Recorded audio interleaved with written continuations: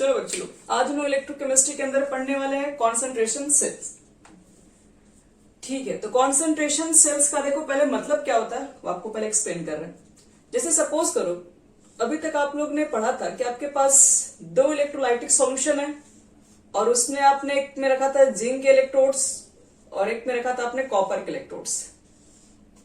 और उसमें हम लोग देखे थे कि यहाँ पर इलेक्ट्रॉन्स यहां से निकल के जिंक से निकल के कॉपर इलेक्ट्रोड तक पहुंच रहे थे। ठीक है, ये आपने नोट किया। ये क्यों हो रहा था? क्योंकि इसके बीच में पोटेंशियल डिफरेंस था, दोनों के इलेक्ट्रोड पोटेंशियल में डिफरेंस था, इसलिए यहां से इलेक्ट्रॉन्स निकल के यहां पर पहुंच रहे थे। तो इलेक्ट्रोड पोटेंशियल की डिफरेंस की वजह से मान लो कि हम कह सकते हैं कि यहां करंट फ्लो हो सकता है।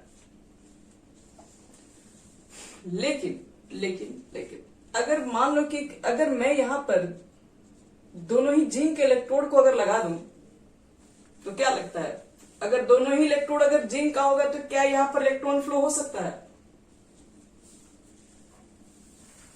आपको तो पता है ना। हाँ, आपको तो पता नहीं, यहां पर दोनों ही इलेक्ट्रोड सेम है, दोनों जिंक के ही इलेक्ट्रोड है। तो अब क्या यहां से इलेक्ट्रॉन यहां फ्लो हो सकता है? क्योंकि पोटेंशियल में तो अब डिफरेंस तो नहीं है, कह सकते हो ना। तो फिर क्या इलेक्ट्रॉन फ्लो होगा?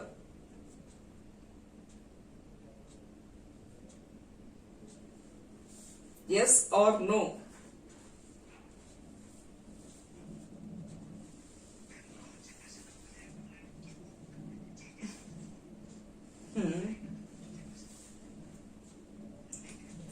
चलो वेरी गुड। अब देखो यहां पे आपने मान लीजिए कि सेम इलेक्ट्रोड ले लिया है, ठीक है, लेकिन आपने जो कॉन्सेंट्रेशन लिया दोनों के अंदर, अगर वो डिफरेंस है तभी यहां पर इलेक्ट्रॉन का फ्लो होगा। ध्यान रखना, यानी कि अगर आपने इलेक्ट्रोड को सेम लिया तो इसका मतलब ये नहीं कि आपके पास फ्लो ऑफ इलेक्ट्रॉन रुक जाएगा, वो कॉन्सेंट्रेशन पर भी डिपेंड करता है।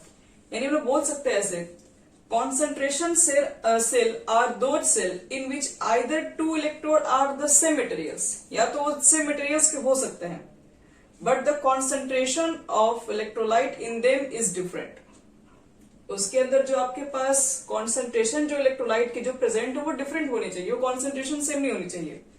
या फिर आप ऐसे भी बोल सकते हैं, ये दोनों का मान लो मैंने concentration को सेम ले लिया, दोनों का 1 मोलर ले लिया, आप डिफरेंट इलेक्ट्रोड ले लो, इलेक्ट्रोड को डिफरेंट ले लोगे तब भी यहां पर आपके पास इलेक्ट्रॉन का फ्लो होना यानी करंट का फ्लो होना पॉसिबल है।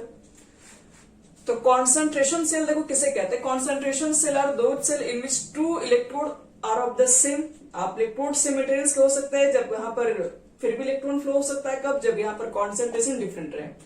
या फिर ऐसा भी हो सकता है कि जब कॉन्सेंट्रेशन सेम हो जाए, इलेक्ट्रोड अलग अलग हो जाए, तब भी यहाँ पर करंट फ्लो किया जा सकता है। तो इस तरह के जो बच्चे लोग सेल होते हैं उसी को बोलते हैं कॉन्सेंट्रेशन सेल। तो चलो सबसे पहले इसके बारे में लिखते हैं, फिर इसके लिए देखते हैं क्या एक्सप्रेशन निकाल सकते हैं हम लोग। लिखो, concentration cells are the cell in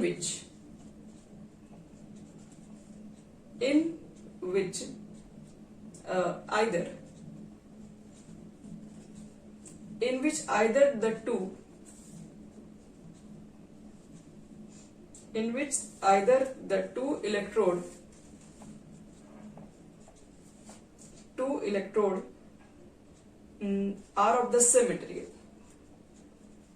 are of the same material, but the concentration of the electrolyte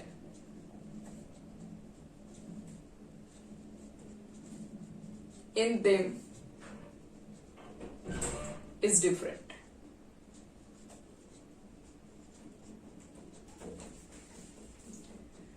या फिर ऐसा भी तो हो सकता है कॉन्सेंट्रेशन इलेक्ट्रोलाइट की सेम हो जाए, और लिख दो एक और डेफिनेशन, और मैं क्या लिख दे बच्चे लोग, the two electrode having same और the two electrode have different concentration.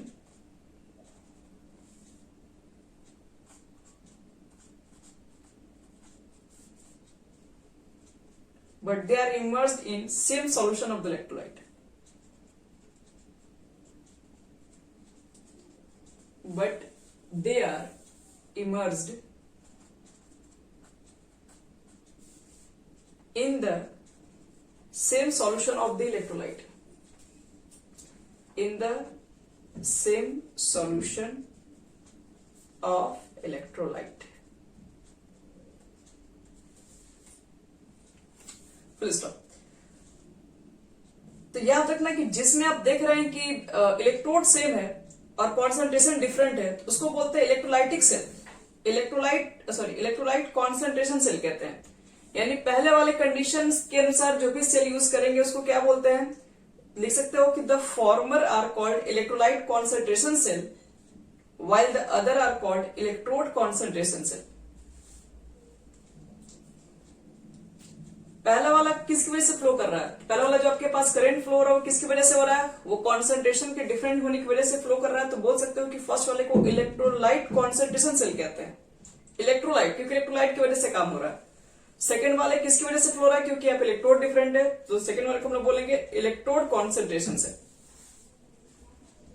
चलो एग्जाम्पल लेके हम लोग इसको और समझते हैं अच्छे से।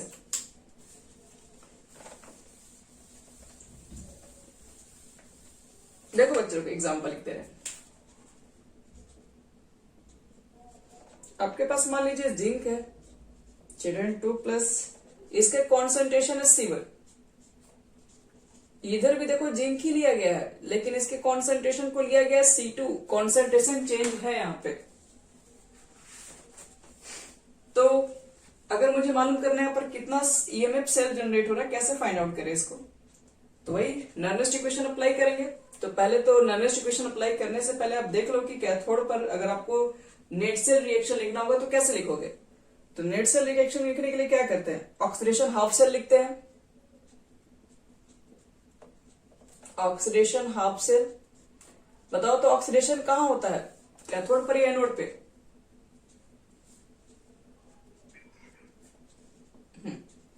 एट लिख दोगे एनोड, एनोड पर ऑक्सीडेशन, जो जिंक आपके पास है वो कन्वर्ट हो रहा है Zn2+ आयन में C1 कॉन्सेंट्रेशन के साथ और 2 इलेक्ट्रॉन को लूज कर रहा है। और रिडक्शन हाफ सेल लिखोगे। जब आप रिडक्शन हाफ सेल लिखेंगे तो वो तो हो जाएगा आपका कैथोड पे, और कैथोड पर क्या लिखोगे बच्चों, रिडक्शन होगा। रिडक्शन में क्या होगा, Zn2+ आयन, Zn2+ आयन जो आपके पास होंगे जिसका कॉन्सेंट्रेशन C2 है, वो 2 इलेक्ट्रॉन को गेन करके Zn में कन्वर्ट हो जाएंगे। और आप दोनों को ऐड कर दोगे तो इसको बोलते हैं नेट सेल रिएक्शन। तो 2 इलेक्ट्रॉन तो दोनों में कैंसिल हो ही जाना है, जिंक जिंक सॉलिड दोनों कैंसिल हो जाएगा। फाइनली क्या बचेगा, तो Zn2+ C2 एरो Zn लिखोगे 2+ C1। तो नेट ओवरऑल रिएक्शन जो आपको दिख रहा है वो फाइनली क्या हो जाएगा, वो Zn2+ C2 से Zn2+ C1 में कन्वर्ट हो जाएगा। अगर हम ईएमएफ फाइंड करना चाहे कि कितना यहां से ईएमएफ कितने डिफरेंस की वजह से फ्लो हो रहा है, तो अप्लाई कर दो नर्नेस्ट इक्वेशन यहीं पर। अप्लाइंग नर्नेस्ट इक्वेशन, तो नर्नेस्ट इक्वेशन आपके पास क्या हो जाएगा, E cell is equal to क्या होता है, ई नॉट सेल माइनस 0.0591 बट्टे में एन की जगह पर हम लोग यहाँ 2 पुट कर देंगे लॉग। पहले हम लिखते हैं प्रोडक्ट साइड वाले का कॉन्सेंट्रेशन लिखते हैं Zn2+ C1। तो आप Zn2+ C1 लिख दो, डायरेक्ट इसके कॉन्सेंट्रेशन के लिए किसी के वैल्यू को तो पुट करते हैं। और यहाँ पर क्या लिखोगे, आप यहाँ पे लिख के दिखा सकते Zn2+ C1, नीचे लिख सकते Zn2+ C2 भी लिख सकते हो। पहले एक चीज बताओ, तो यहाँ पे ई नॉट सेल क्या लिखोगे, ई नॉट सेल की वैल्यू कितनी होगी, ई कैथोड माइनस ई एनोड लिखोगे। और कैथोड पर बच्चे लोग और एनोड पे दोनों के दोनों क्या है, जिंक है। दोनों का सेम मेटल्स का दोनों का वैल्यू सेम होता है, अलग अलग साइन के साथ, तो दोनों वैल्यू हो जाएगा कैंसिल, यानी ई नॉट सेल हो जाएगा आपका पूरा 0। तो ध्यान रहे कि जो कॉन्सेंट्रेशन आपके पास सेल होंगे, तो कॉन्सेंट्रेशन सेल्स के अंदर क्या होंगे, ई सेल जब आप निकालने जाएंगे तो ई नॉट सेल तो 0 ही आना है, क्योंकि कैथोड एनोड पर आप दोनों ही रखने वाले हैं जिंक, और दोनों प्रोडक्शन पोटेंशियल ही रखोगे। तो दोनों का जब प्रोडक्शन पोटेंशियल का वैल्यू पुट करोगे तो दोनों ही केसेस में जिंक है, अब जिंक का तो दोनों रिएक्शन पोटेंशियल सेम ही आ जाएगा, तो वैल्यू घट के 0 हो जाएगा। तो फाइनल क्या बचेगा, -0.0591 बटे में हो जाएगा तुम्हारा 2 log C1 बटे में C2। अगर आप इसको पॉजिटिव करना चाहते हैं तो इसको बस पलट दीजिए, log पॉजिटिव हो जाता है।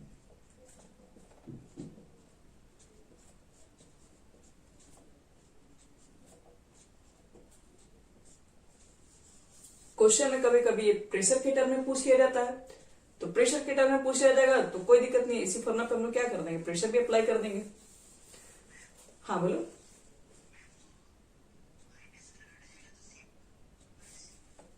हाँ सॉरी, C2 AC1 ही होगा।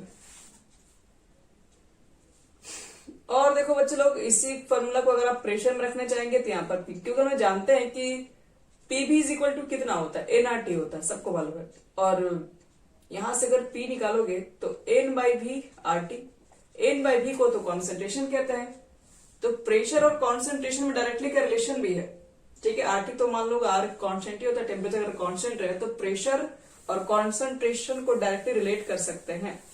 तो इसी फॉर्म में अगर मान लो आपका न्यूमेरिकल्स भी होगा तो हम लोग 0.0591 बटे में 2 log P1 बटे में P2 लिख सकते हैं।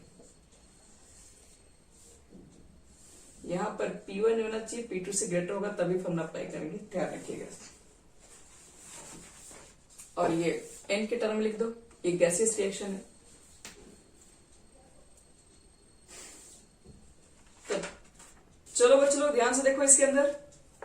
अब ये हमारा हो गया कॉन्सेंट्रेशन सेल क्या होता है। कभी कभी आपको ऐसे भी न्यूमेरिकल्स दिखाई पड़ेंगे जिसमें देखोगे कि एनोड पर भी जिंक है, कैथोड पर भी जिंक है, तो ऐसे क्वेश्चन के अंदर नॉर्मल इक्वेशन इस तरह से अप्लाई करते हैं। जैसे फॉर्मूला रखते हो वही रखना नॉर्मल इक्वेशन का। तो जिसकी वैल्यू 0 है, जिसकी वैल्यू जो दी आप पुट कर देना, जो आएगा आपका वही आंसर हो जाएगा बस। तो ये हो गया हमारा कंप्लीट। अब बात करते हैं equilibrium constant from normal equation. अगर मान लो तुम्हारे पास कोई ऐसा तुमने रिएक्शन करा दिया जिसके अंदर इक्विलिब्रियम अचीव हो गया, तो इक्विलिब्रियम अचीव होगा तो उस कंडीशन में कैसे अप्लाई करेंगे नॉर्मल इक्वेशन को। तो लिखो, पहले एक सेल मान लेते हैं, एक सेल रिएक्शन को पहले मान लेते हैं। पहले हेडिंग कर दो आप लोग, आज का हेडिंग हो गया इक्विलिब्रियम कांस्टेंट